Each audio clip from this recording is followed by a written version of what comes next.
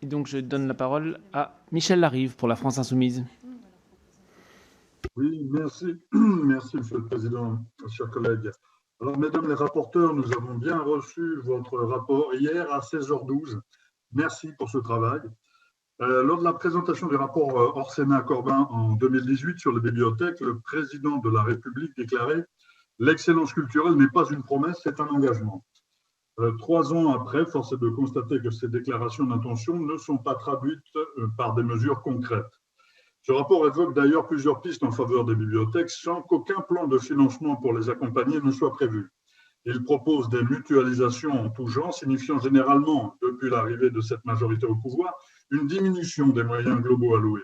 Madame Nyssen n'avait pas caché d'ailleurs en son époque ses intentions en affirmant la volonté d'accompagner les collectivités territoriales volontaires dans une transformation des bibliothèques en maisons de services publics culturels de proximité.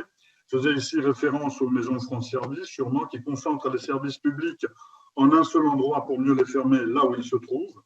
De plus, si ce rapport était appliqué tel que présenté, il conduirait à la précarisation des travailleurs des bibliothèques.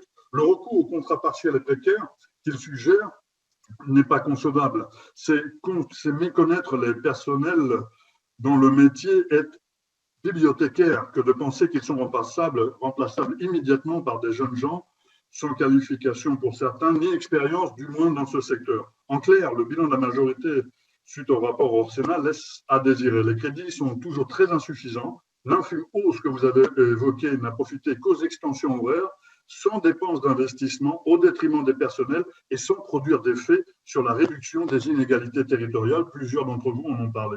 Ceci s'explique par une logique stérile du faire mieux avec moins, qui ne saurait permettre la démocratisation souhaitée de l'accès à nos bibliothèques.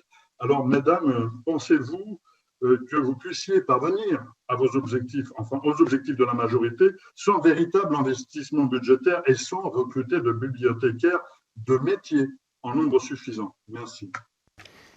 Et puis, autre enjeu absolument important, rien ne peut se faire, Michel Larive l'a évoqué, rien ne peut se faire sans les bibliothécaires.